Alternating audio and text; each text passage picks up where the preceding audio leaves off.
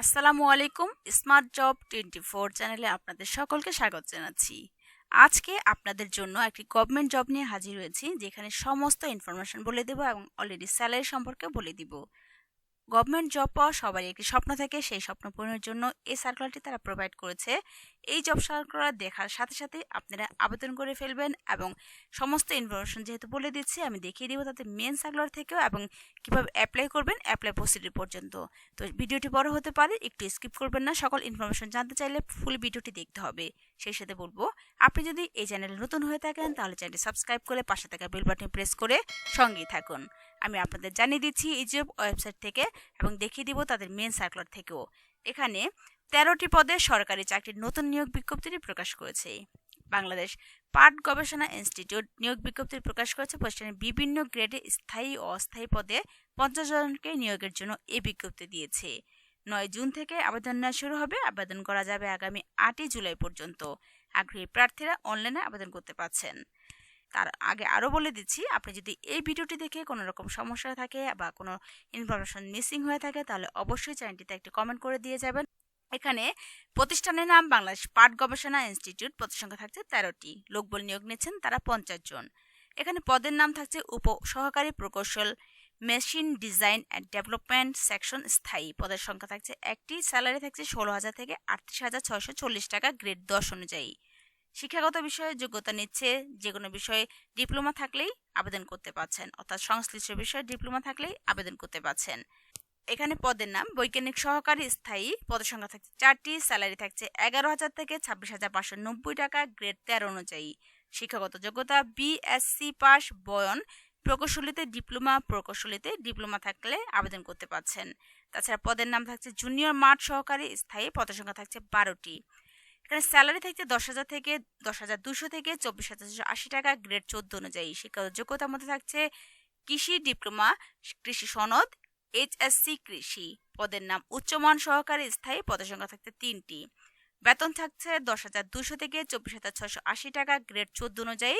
শিক্ষাগত যোগ্যতা থাকছে গ্র্যাজুয়েট। পদের নাম থাকছে উচ্চমান সহকারী কাম কেশিয়ার স্থায়ী। পদের সংখ্যা থাকছে একটি। বেতন থাকছে 10,200 থেকে 24,680 টাকা গ্রেড 14 অনুযায়ী। শিক্ষাগত যোগ্যতা গ্র্যাজুয়েট।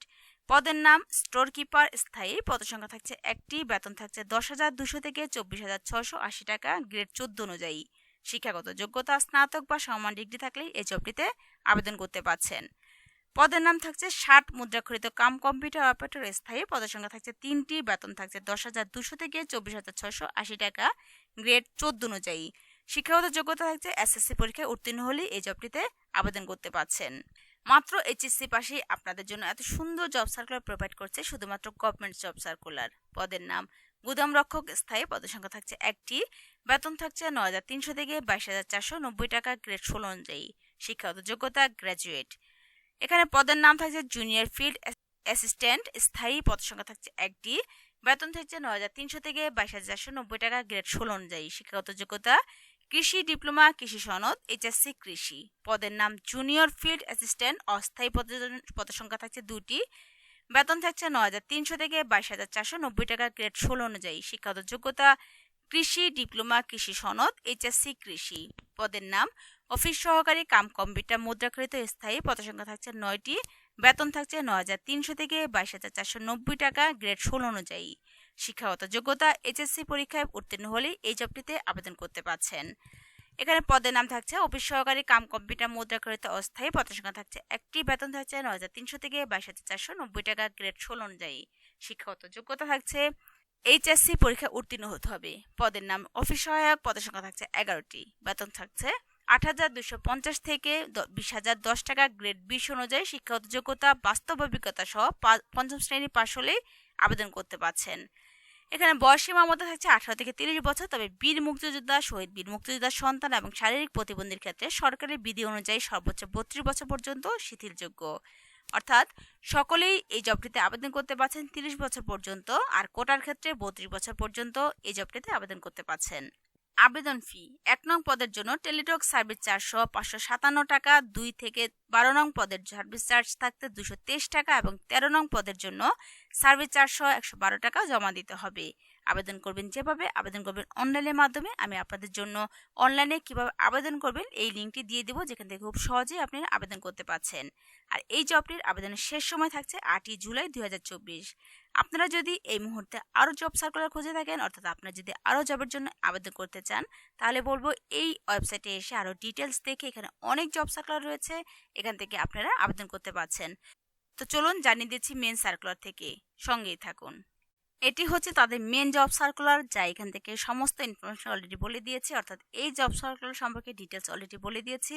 আপনারা আবেদন করবেন যেভাবে, আবেদন করার লিঙ্ক হচ্ছে আমি আপনাদের দিয়ে দিব, তারপর জানিয়ে দিচ্ছি। এখানে আবেদন করার পরীক্ষা অংশগ্রহণকারক ইচ্ছুক ব্যক্তিরা http.bgri.teletalk.com.bd এর মাধ্যমে আবেদন করবেন। অর্থাৎ এই লিঙ্ক দিয়ে এই লিঙ্কটি প্রবেশ করলে আপনি এই জব সম্পর্কে সমস্ত ইনফরমেশন পেয়ে যাবেন এবং সেখানে আপনার সার্কুলারটি অর্থাৎ আপনার সিভিটি ড্রপ করে দিবেন।